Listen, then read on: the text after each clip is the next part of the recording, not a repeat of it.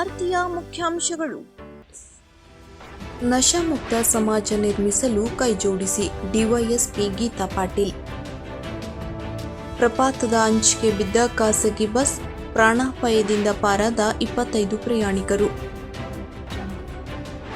June 26ರಂದು ಅಂತಾರಾಷ್ಟ್ರೀಯ ಮಾದಕ ವಸ್ತುಗಳ ವ್ಯಸನ ಮತ್ತು ಅಕ್ರಮ ಸಾಗಾಣಿಕೆ ವಿರೋಧಿ ದಿನ.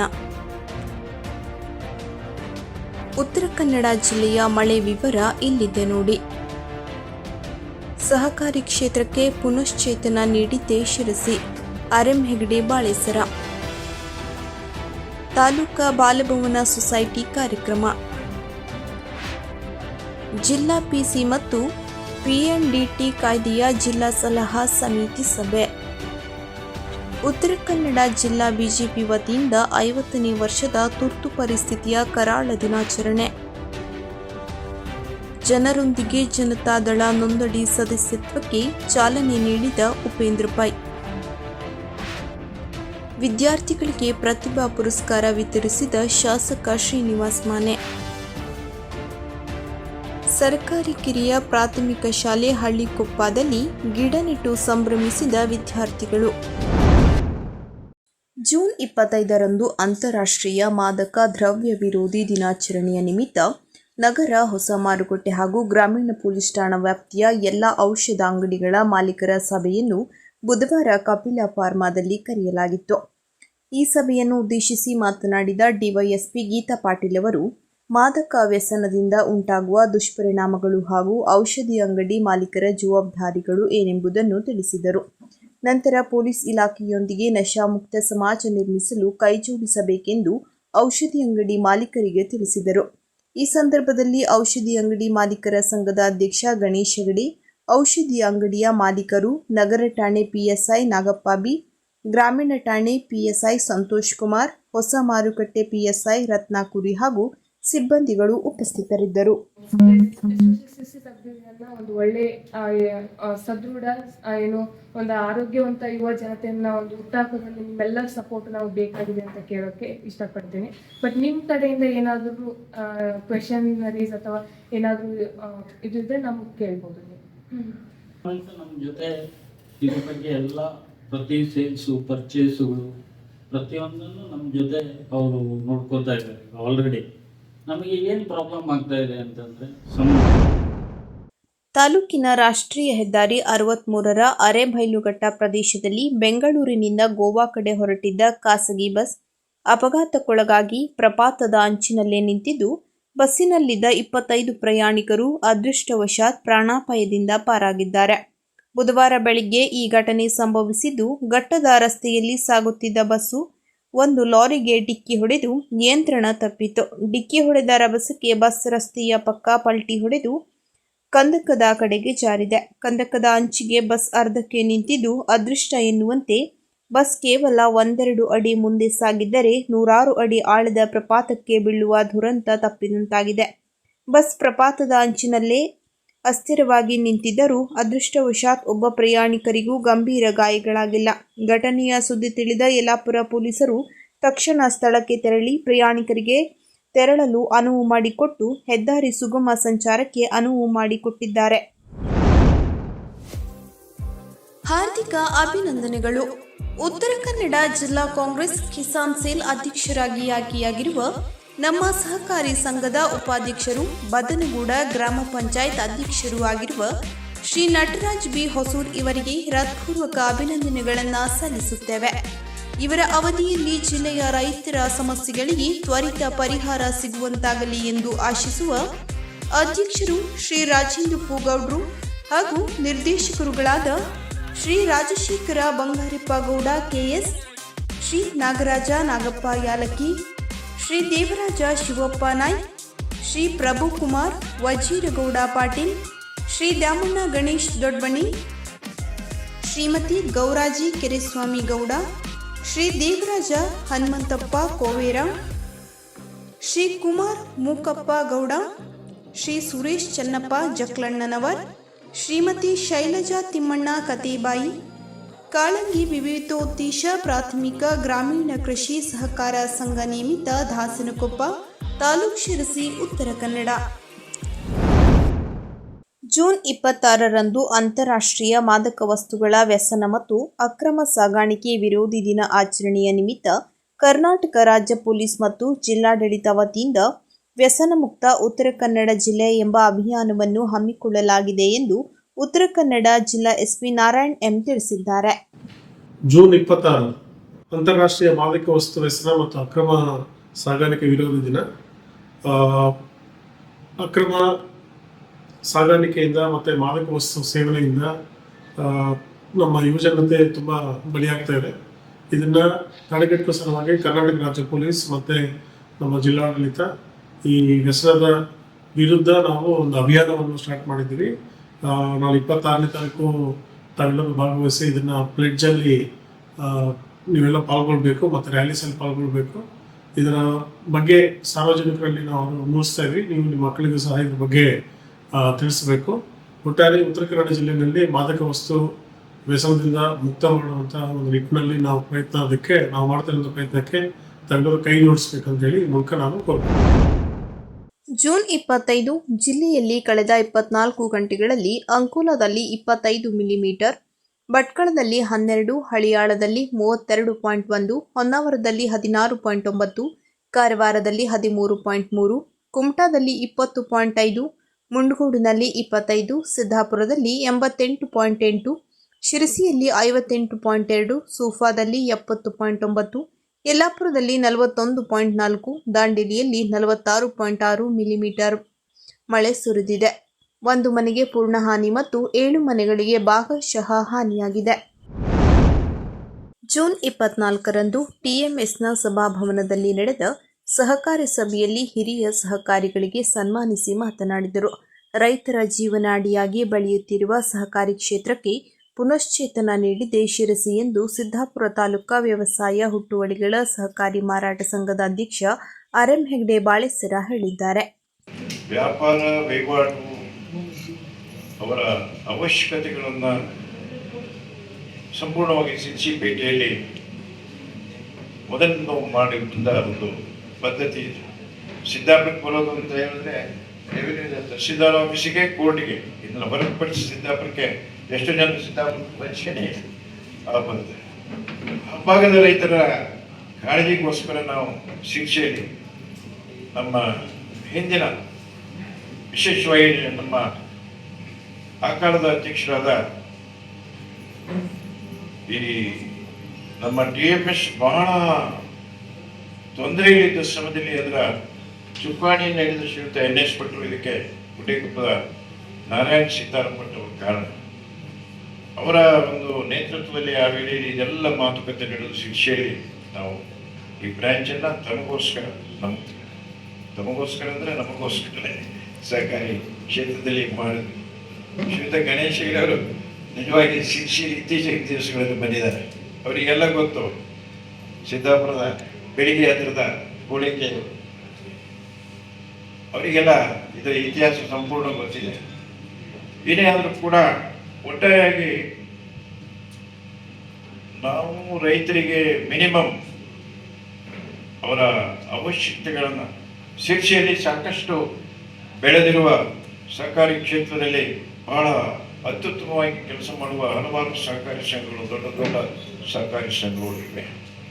ಆದರೂ ಕೂಡ ಕಿಂಚಿತ್ತು ನಮ್ಮ ಭಾಗದ ರೈತರಿಗೆ ಕೆಲವಷ್ಟು ಏರಿಯಾ ಪಾಪ್ಯುಲೇಷನ್ ಈಗೇನು ಅಂತ ಹೇಳಿದ್ರೆ ಈ ಸಹಕಾರಿ ಕಾಯ್ದೆ ಹೇಗಿದೆ ಅಂತ ಹೇಳಿದ್ರೆ ಎಲ್ಲ ಕಡೆ ಶಿರ್ಷಿಯಲ್ಲಿ ವ್ಯವಹಾರ ಮಾಡೋರಾದರೂ ಕೂಡ ಇಲ್ಲಿ CP ಬಜಾರದಲ್ಲಿ ಉಳಿದ ಕಡೆ ಎಲ್ಲ ವ್ಯವಹಾರ ಮಾಡ್ಬೋದು. ಉಳಿದು ಬೇಕಾದ ಅವಶ್ಯಕತೆಗಳನ್ನು ಪೂರೈಸಿಕೊಳ್ಳಿಕ್ಕೆ ಎಲ್ಲ ಸಹಕಾರಿ ಸಂಘ ಸಾಧ್ಯ ಇಲ್ಲ.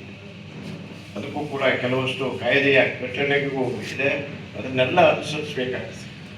ಆ ನಿಟ್ಟಿನಲ್ಲಿ ಎಲ್ಲ ರೀತಿಯಿಂದ ಆ ಭಾಗದ ನಮ್ಮ ತಾಲೂಕಿನ ರೈತರ ಅವಶ್ಯಕತೆಗಳನ್ನು ಪೂರೈಸಲಿಕ್ಕೆ ನಾವು ಶಿಕ್ಷೆಯಲ್ಲಿ ಬ್ರಾಂಚನ್ನು ಮಾಡಿದ್ದೇವೆ. ಬಹಳ ನನಗೆ ಈ ಸಂದರ್ಭದಲ್ಲಿ ಬಹಳ ಖುಷಿ ಅಂತ ಹೇಳಿದ್ರೆ, ನೀವೆಲ್ಲ ಸಾಕಷ್ಟು ರೀತಿಯಿಂದ ಸಹಕರಿಸ್ತಾ ಇದ್ದೀವಿ ಆ ಭಾಗದ ರೈತರು. ಆದರೆ ಇದು ಸಾಲದು ಅಂತ ಹೇಳ್ತೇನೆ, ಇದು ಸಾಲದು ಇನ್ನೂ ಹೆಚ್ಚಿನ ರೀತಿಯಲ್ಲಿ. ನನ್ನ ತಿಳುವಳಿಕೆ ಅಂತ ಹೇಳಿದ್ರೆ, consecutive society Idrikan Society, Hero Heggelneck Society, Benjiquin Society, Badesar Society, Bolsar Society, ಇವೆಲ್ಲ ಒಂದು ಅರಿವು ದೇಶ ಅಂತ ಹೇಳಿದ್ರೆ ಅಗ್ರಾಷನಿಂದ ಆಗಲಿ ಫಲವತ್ತತೆಯಲ್ಲಿ ಬಹಳ ಕಡಿಮೆ. 8 ಕ್ವಿಂಟಲ್ 10 ಕ್ವಿಂಟಲ್ ಅಡಿಕೆ ಆದರೆ ಹೆಚ್ಚು. ಅದರ ಉಳಿದ ವ್ಯವಹಾರದಲ್ಲೇ ನಾವು ಬಹಳ. ಜೂನ್ 24ರಂದು ನಗರದ ಸುಮತಿ ದಾಂಬ್ಲೆ ಹೈಸ್ಕೂಲ್ನಲ್ಲಿ ಇತ್ತೀಚೆಗೆ ನಡೆದ ಬಾಲಭವನ ಸೊಸೈಟಿ ಕಾರ್ಯಕ್ರಮವನ್ನು ನಗರಸಭೆ ಸದಸ್ಯೆ ಸಂಧ್ಯಾ ಬಾಡ್ಕರ್ ಉದ್ಘಾಟಿಸಿದರು. ಕಾರ್ಯಕ್ರಮದಲ್ಲಿ ತಾಲೂಕು ಬಾಲಭವನ ಸೊಸೈಟಿಯ ಸದಸ್ಯ ಕಾರ್ಯದರ್ಶಿ ಹಾಗೂ ಶಿಶು ಅಭಿವೃದ್ಧಿ ಯೋಜನಾಧಿಕಾರಿ ಶೋಭಾ ಡಿ ಮುಕ್ಟಗಾರ್ ಮಾತನಾಡಿ, ಇಂದಿನ ಯುಗ ಸ್ಪರ್ಧಾತ್ಮಕ ಯುಗವಾಗಿದ್ದು ಮಕ್ಕಳು ಸ್ಪರ್ಧಾತ್ಮಕ ಚಟುವಟಿಕೆಗಳಲ್ಲಿ ಭಾಗವಹಿಸುವುದು ಅತಿ ಮುಖ್ಯ. ಆಗ ಮಾತ್ರ ನಮ್ಮ ವ್ಯಕ್ತಿತ್ವವನ್ನು ರೂಪಿಸಿಕೊಳ್ಳಲು ಹಾಗೂ ಭವಿಷ್ಯವನ್ನು ರೂಪಿಸಿಕೊಳ್ಳಲು ಅನುಕೂಲವಾಗುತ್ತದೆ. ಬಾಲ್ಯ ವಿವಾಹ ಹಾಗೂ ಪೋಕ್ಸೋ ಆಗುತ್ತಿದ್ದಲ್ಲಿ ನಮ್ಮ ಇಲಾಖೆಯ ಗಮನಕ್ಕೆ ಹಾಗೂ ಶಿಕ್ಷಕರಿಗೆ, ಪಾಲಕರಿಗೆ ಯಾವುದೇ ಮುಚ್ಚುಮರೆ ಇಲ್ಲದೆ ತಿಳಿಸಬೇಕು. ಮಕ್ಕಳು ತಮ್ಮ ಉತ್ತಮ ಭವಿಷ್ಯಕ್ಕಾಗಿ ವಿದ್ಯಾಭ್ಯಾಸ ಅಷ್ಟೇ ಅಲ್ಲದೆ ಉತ್ತಮ ಪೌಷ್ಟಿಕ ಆಹಾರ ಸೇವಿಸಬೇಕು. ಎಲ್ಲ ಕ್ಷೇತ್ರದಲ್ಲೂ ಭಾಗವಹಿಸಿ ಮುಂದೆ ಬರಬೇಕು ಎಂದರು. ಕಾರ್ಯಕ್ರಮದಲ್ಲಿ ಸುಮತಿ ದಾಂಬ್ಲೆ ಹೈಸ್ಕೂಲ್ ಮುಖ್ಯೋಪಾಧ್ಯಾಯರಾದ ಅರುಣ್ ರಾಣೆ, ವಿದ್ಯಾರ್ಥಿಗಳು, ಶಿಕ್ಷಕರು, ಮೇಲ್ವಿಚಾರಕಿಯರು ಉಪಸ್ಥಿತರಿದ್ದರು. ಜೂನ್ 24ರಂದು ಜಿಲ್ಲಾ ಶಸ್ತ್ರಚಿಕಿತ್ಸಕ ಮತ್ತು ವೈದ್ಯಕೀಯ ಅಧೀಕ್ಷಕ ಡಾಕ್ಟರ್ ಶಿವಾನಂದ್ ಕೋಡ್ತರ್ಕರ್ ಅವರ ಅಧ್ಯಕ್ಷತೆಯಲ್ಲಿ ಜಿಲ್ಲಾ ಪಿಸಿ ಮತ್ತು ಪಿಪಿಎನ್ಡಿಟಿ ಕಾಯ್ದೆಯ ಜಿಲ್ಲಾ ಸಲಹಾ ಸಮಿತಿ ಸಭೆಯು ಮಂಗಳವಾರ ಜಿಲ್ಲಾ ಆರೋಗ್ಯ ಮತ್ತು ಕುಟುಂಬ ಕಲ್ಯಾಣಾಧಿಕಾರಿ ಕಚೇರಿಯಲ್ಲಿ ನಡೆಯಿತು.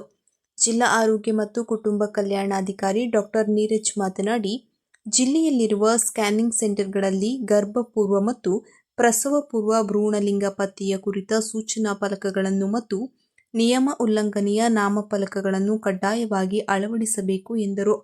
ಜಿಲ್ಲೆಯಲ್ಲಿ ಜಿಲ್ಲೆಯ ಸ್ಕ್ಯಾನಿಂಗ್ ಸೆಂಟರ್ಗಳಿಗೆ ಭೇಟಿ ನೀಡಿ ಪರಿಶೀಲನೆ, ಪಿಸಿಪಿಎನ್ಡಿಟಿ ಕಾಯ್ದೆಯ ಅನುಷ್ಠಾನ, ಹೊಸ ನೋಂದಣಿ ಮತ್ತು ನವೀಕರಣ ಕುರಿತಂತೆ ಸಲ್ಲಿಕೆಯಾದ ಅರ್ಜಿಗಳನ್ನು ಹಾಗೂ ಬಂದಿರುವ ದೂರು ಅರ್ಜಿಗಳ ಕುರಿತು ಚರ್ಚಿಸಿ ಸಲಹೆ ಪಡೆದು ಪಿಸಿಪಿಎನ್ಡಿಟಿ ಸಕ್ಷಮ ಪ್ರಾಧಿಕಾರಿಗಳ ಅನುಮೋದನೆ ಕೋರಿ ಕಡತವನ್ನು ಮಂಡಿಸಲು ತೀರ್ಮಾನಿಸಲಾಯಿತು. ಸಭೆಯಲ್ಲಿ ಸಮಿತಿಯ ಸದಸ್ಯರಾದ ಡಾಕ್ಟರ್ ವಿಶ್ವನಾಥ್ ನಾಚಕನೂರು, ಡಾಕ್ಟರ್ ಯುವರಾಜ್ ಪಟ್ವರ್ಧನ್, ಶ್ರೀಕಾಂತ್ ನಾಯ್ಕ್, ರಿತೀಶ್ ಸಿನಾಯ್ಕ್ ಮತ್ತಿತರರು ಉಪಸ್ಥಿತರಿದ್ದರು.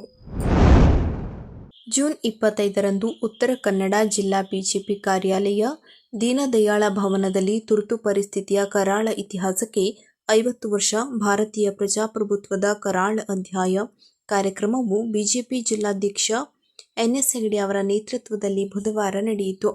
ರಾಜ್ಯ ಬಿಜೆಪಿ ಶಿಸ್ತು ಸಮಿತಿಯ ಅಧ್ಯಕ್ಷ ಲಿಂಗರಾಜ ಪಾಟೀಲ್ ಅವರು ಮಾತನಾಡಿ, 1975 ಜೂನ್ 24ರಂದು ಅಂದಿನ ಪ್ರಧಾನಿ ಇಂದಿರಾ ಗಾಂಧಿ ತಮ್ಮ ಮೇಲೆ ಬಂದ ಅನೇಕ ಆರೋಪಗಳ ವಿರುದ್ಧ ಇಡೀ ದೇಶದಾದ್ಯಂತ ಚಳವಳಿಗಳು ನಡೆದವು. ಇಂದಿರಾ ಗಾಂಧಿ ಹಠಾವೋ ಭಾರತ ಬಚಾವೋ ಎಂಬ ಘೋಷವಾಕ್ಯದೊಂದಿಗೆ ಅನೇಕ ರಾಜಕೀಯ ನಾಯಕರು, ಸಂಘ ಪರಿವಾರದವರು ಚಳವಳಿ ಪ್ರಾರಂಭ ಮಾಡಿದ್ದನ್ನು ಹತ್ತಿಕ್ಕಲು ಅಂದು ಇಂದಿರಾ ಗಾಂಧಿ 21 ತಿಂಗಳ ಕಾಲ ತುರ್ತು ಪರಿಸ್ಥಿತಿಯನ್ನು ಹೇರಿದ್ದರು ಎಂದು ಲಿಂಗರಾಜ ಪಾಟೀಲ್ ಹೇಳಿದರು. ಇದರಿಂದ ರೊಚ್ಚಿಗೆದ್ದ ಸಂಘ ಪರಿವಾರದವರು, ಕೆಲ ಸಂಘ ಸಂಸ್ಥೆಗಳು ಭೂಗತವಾಗಿ ಜನರಲ್ಲಿ ಇಂದಿರಾ ಗಾಂಧಿಯವರ ಆಡಳಿತದ ವಿರುದ್ಧ ಪತ್ರ ಚಳುವಳಿ ಮೂಲಕ ಅನೇಕ ಚಳುವಳಿ ಮಾಡಿದರು. ಕಳೆದ 11 ವರ್ಷದಿಂದ ನರೇಂದ್ರ ಮೋದಿಯವರ ಆಡಳಿತದಲ್ಲಿ ಅನೇಕ ಜನಪರ ಯೋಜನೆಗಳನ್ನು ಜಾರಿಗೆ ತಂದರು. ಉದಾಹರಣೆಗೆ ತ್ರಿವಳಿ ತಲಾಖ್, ರಾಮಮಂದಿರ ನಿರ್ಮಾಣ, ಜಮ್ಮು ಕಾಶ್ಮೀರ 371 ಕಾಯ್ದೆ ರದ್ದು, ಒಂದು ದೇಶ ಒಂದೇ ರೇಷನ್ ಕಾರ್ಡ್, ಗೋ ಹತ್ಯೆ ನಿಷೇಧ ಕಾನೂನು ಮುಂತಾದವುಗಳನ್ನು ಜಾರಿಗೆ ತಂದರು. ಅಲ್ಲದೆ ಇದುವರೆಗೂ ಪ್ರಧಾನಿ ನರೇಂದ್ರ ಮೋದಿಯವರು ಸಂವಿಧಾನದ ಆಶಯದಂತೆ ನಡೆದುಕೊಂಡು ಬಂದಿದ್ದಾರೆ. ಇನ್ನು ಮುಂದೆ ಡಾಕ್ಟರ್ ಬಿ.ಆರ್. ಅಂಬೇಡ್ಕರ್ ಅವರ ಆಶಯವನ್ನು ಈಡೇರಿಸುವಂಥ ಕೆಲಸ ನಮ್ಮ ಪ್ರಧಾನಿ ನರೇಂದ್ರ ಮೋದಿಯವರು ಮಾಡುತ್ತಿದ್ದಾರೆ ಎಂದು ಹೇಳಿದರು. ಈ ಸಂದರ್ಭದಲ್ಲಿ ಜಿಲ್ಲಾ ಬಿಜೆಪಿ ಪ್ರಧಾನ ಕಾರ್ಯದರ್ಶಿ ಗುರುಪ್ರಸಾದ್ ಹೆಗಡೆ, ಸುಬ್ಬರಾಯ ವಾಳ್ಕೆ, ರೇಖಾ ಹೆಗಡೆ, ಆರ್.ಡಿ. ಹೆಗಡೆ, ಉಷಾ ಹೆಗಡೆ, ಜಿಲ್ಲಾ ಬಿಜೆಪಿ ರೈತ ಮೋರ್ಚಾ ಉಪಾಧ್ಯಕ್ಷ ರಮೇಶ್ ನಾಯ್ಕ್, ಅನಂತಮೂರ್ತಿ ಹೆಗಡೆ, ರಾಘು ನಾಯ್ಕ್, ಗ್ರಾಮ ಪಂಚಾಯತ್ ಸದಸ್ಯರು ಬಿಸಿಲಕೊಪ್ಪ, ನಾರಾಯಣ್ ಹೆಗಡೆ, ಗ್ರಾಮ ಪಂಚಾಯತ್ ಸದಸ್ಯರು ದೇವನಹಳ್ಳಿ, ಸದಾನಂದ್ ಭಟ್, ದೀಪಾ ತಳವಾರ್, ರವಿಚಂದ್ರ ಶೆಟ್ಟಿ ಮುಂತಾದವರು ಉಪಸ್ಥಿತರಿದ್ದರು. 1975ರಲ್ಲಿ ಜನಿಸಿರಲಿಕ್ಕಿಲ್ಲ. ಕೆಲವರು ತಿಳಿಸಿದ್ವಿ ನಾವು, ಆದರೆ ನಮಗೆ ಅದರ ಅರಿವಿಲ್ಲ. ಆ ಒಂದು ಸಂದರ್ಭದಲ್ಲಿ ಯಾವ ರೀತಿ ದೇಶವನ್ನು ನೂಕಿದ್ರು ಅಂತ ಹೇಳಿ, ಅಂದರೆ ಆ ಒಂದು ಕರಾಳ ದಿನಾಚರಣೆಯ ಆ ಕರಾಳ ದಿನಗಳನ್ನು ಸುಮಾರು 21 ತಿಂಗಳ ಕಾಲ ಈ ದೇಶದ ಒಂದು ಪ್ರಜಾಪ್ರಭುತ್ವದ ಒಂದು ಮೊಗ್ಗಲೆ ಏನಾಗಿದ್ದೀವಿ ಅದರ ನೆನಪು ಮಾಡಿಕೊಳ್ಳಿ ನಾನು ಬಯಸ್ತೇನೆ. ಈ ವಿಷಯವನ್ನು ಭಾರತೀಯ ಜನತಾ ಪಕ್ಷ ಇಡೀ ದೇಶಾದ್ಯಂತ, ಕೇವಲ ಇವತ್ತು ಉತ್ತರ ಕನ್ನಡ ಜಿಲ್ಲೆ ಅಥವಾ ನಮ್ಮ ರಾಜ್ಯ ಅಲ್ಲ, ಇಡೀ ದೇಶಾದ್ಯಂತ ಪ್ರಜಾಪ್ರಭುತ್ವದ ಕಗ್ಗೊಲೆ ಈ ಒಂದು ಹೆಸರಿನಲ್ಲಿ ನಾವು ಕಾರ್ಯಕ್ರಮನ ಹಮ್ಮಿಕೊಂಡಿದ್ವಿ. ತನ್ಮೂಲಕ ಆ ಸಂದರ್ಭದಲ್ಲಿ ಯಾರ್ಯಾರು ಆ ಒಂದು ತುರ್ತು ಪರಿಸ್ಥಿತಿಯ ಹೋರಾಟದಲ್ಲಿ ಭಾಗವಹಿಸಿದ್ರು ಅವ್ರನ್ನ ಹೋಗಿ ಮಾತನಾಡಿಸುವಂಥ ಕೆಲಸ, ಅವರಿಗೆ ಗೌರವಿಸುವಂಥ ಕೆಲಸ, ಅವರ ಮೂಲಕ ಅವರ ನೆನಪುಗಳನ್ನು ಮೆಲುಕು ಹಾಕಿಸಿ ನಮ್ಮೆಲ್ಲ ಯುವಕರಿಗೆ ತಿಳಿಸುವಂಥ ಕೆಲಸವನ್ನು ಕೂಡ ಭಾರತೀಯ ಜನತಾ ಪಕ್ಷ ಮಾಡ್ತೇವೆ. ಯಾಕಂದರೆ ಈ 75 ವರ್ಷಗಳ ಕಾಲದಲ್ಲಿ ಭಾರತೀಯ ಒಂದು ನಮ್ಮ ಪ್ರಜಾಪ್ರಭುತ್ವದಲ್ಲಿ, ಭಾರತ ದೇಶದ ಪ್ರಜಾಪ್ರಭುತ್ವದ ಆ ಒಂದು 21 ತಿಂಗಳ ಕಾಲ ಒಂದು ಕಪ್ಪು ಚುಕ್ಕೆಯಾಗಿ ಉಳಿದಿದ್ದನ್ನು ನಾವು ನೋಡ್ತಾ ಇದ್ದೀವಿ. ಈ ರೀತಿಯ ಕಪ್ಪು ಚುಕ್ಕೆ ಇದು ಭಾರತಕ್ಕಷ್ಟೇ ಅಲ್ಲ, ನಮ್ಮ ಪ್ರಜಾಪ್ರಭುತ್ವಕ್ಕಷ್ಟೇ ಅಲ್ಲ, ಇಡೀ ವಿಶ್ವ ಮಾನವ ಕುಲಕ್ಕೆ ಕೂಡ ಒಂದು ಆಘಾತಕಾರಿ ಸಂಗತಿ. ಯಾಕಂತಂದ್ರೆ ಅಂಥ ಜೂನ್ 25ರಂದು ಜಾತ್ಯತೀತ ಜನತಾದಳ ಶಿರಸಿ ಸಿದ್ದಾಪುರ ಕ್ಷೇತ್ರದ ವತಿಯಿಂದ ನಗರದ ನೆಮ್ಮದಿ ಕುಟೀರದಲ್ಲಿ ಜನರೊಂದಿಗೆ ಜನತಾದಳ ಮಿಸ್ಕಾಲ್ ನೀಡಿ ಸದಸ್ಯತ್ವ ನೋಂದಣಿ ಮಾಡಿಕೊಳ್ಳುವ ಅಭಿಯಾನಕ್ಕೆ ಬುಧವಾರ ಜೆಡಿಎಸ್ ಮುಖಂಡ ಉಪೇಂದ್ರ ಪೈ ಚಾಲನೆ ನೀಡಿದರು.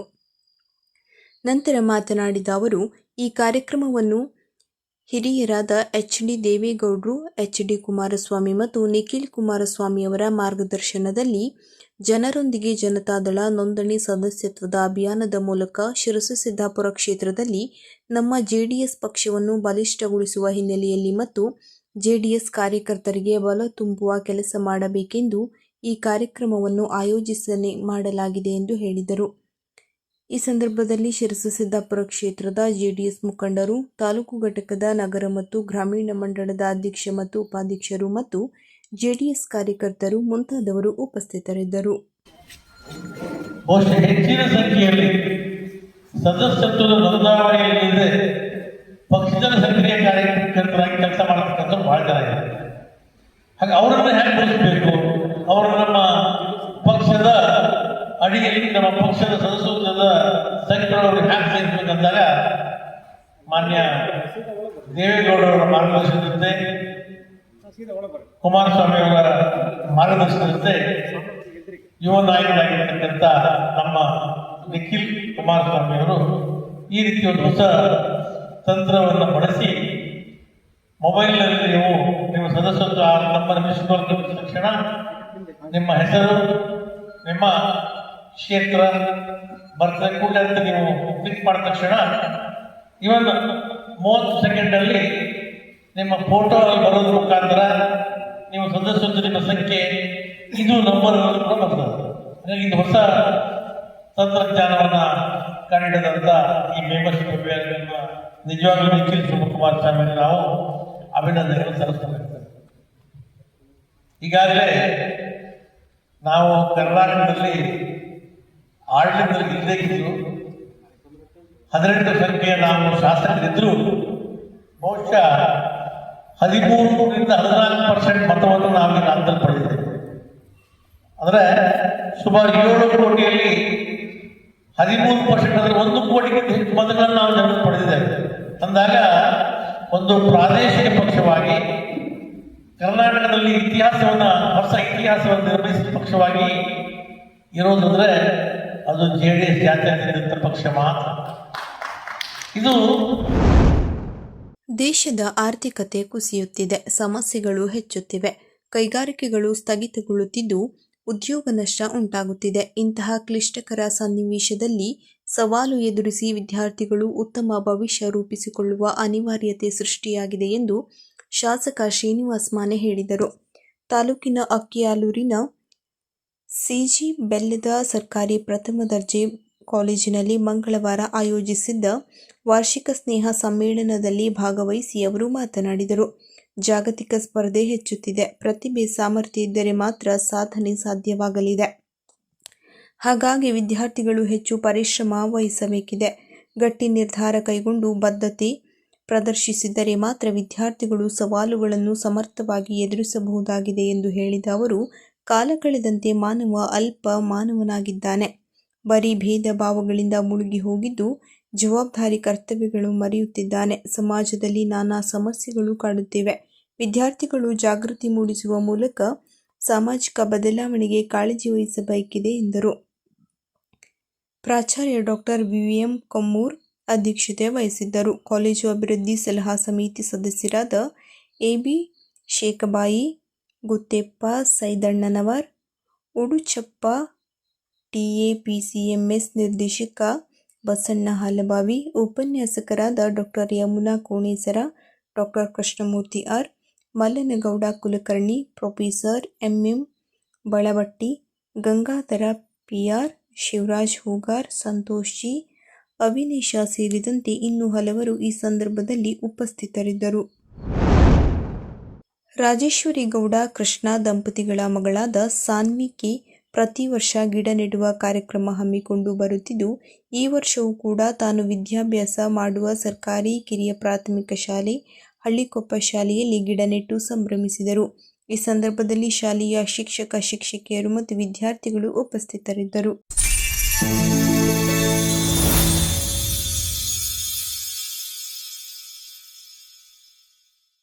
ಕದಂಬ ನ್ಯೂಸ್ ಫಸ್ಟ್, ನಿರ್ಭೀತಿಯಿಂದ ನಿಮ್ಮ ಪರವಾಗಿ.